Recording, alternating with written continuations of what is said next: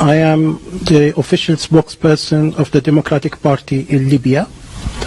On behalf of the Libyan people, I would like to thank the British people and Her Majesty's government for helping us getting rid of the brutal dictator Gaddafi. Getting rid of Gaddafi was nothing short of a miracle. We'll always be grateful to Britain. I believe that the Conservative Party, which helped us in this respect, stands for freedom and human rights throughout the world. Unlike Labour Party, which supports dictatorships in North Africa, in the Middle East, and in Central Asia. For example, Mr. Tony Blair and Mr. Peter Mandelson used to be on the payroll of Gaddafi. They are still on the payroll of dictators in the Middle East and Central Asia. We need to make a very clear distinction between the Conservatives and the Labour Party. We believe that the Conservative Party will go on to help the Arab Spring and support the revolutions throughout the Middle East. Thank you.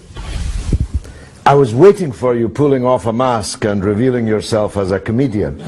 I really cannot believe that you just said the words that you said. The idea that the Conservative Party supports the Arab Spring against dictatorships is so wrong, I don't know whether to laugh or cry. And you obviously haven't been in Libya for a long time. You can't have been. Otherwise you would not dream of coming on international television and discussing Libya as if it were some kind of success. Gaddafi was everything you said he was. And it takes real genius to make Libya worse than it was under Gaddafi. And that's what's been achieved by your friends in the Conservative Party and NATO and their allies, no doubt, in exile in London and elsewhere. Libya no longer exists. Libya is 5 Libyas, 10 Libyas, 20 Libyas, 100 Libyas, all massacring each other. The country is sailing in blood. Hundreds of thousands of refugees are jumping on boats to try and escape and drowning in the Mediterranean. Your country was bombed day and night by NATO. And now Sirte, which was bombed by the Americans when Gaddafi was in, is a self-declared part of the ISIS caliphate. Some success story. ISIS, Al-Qaeda, one brigand group after another, taking control of the airport, of the parliament, chasing out the government. How many prime ministers have you got? How many foreign ministers? It's an absolute catastrophe, Libya. And you come here in your nice suit, safe here in London, and hail it all as some kind of triumph, and you have the gall to salute the Conservative Party. Well, if the Conservative Party do to Britain what they did to Libya, then God help us. God help us, because they destroyed your country, which no longer exists.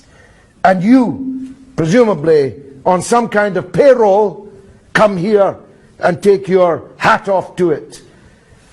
Be gone. Who's next? May I respond to that? Yes, please? you can.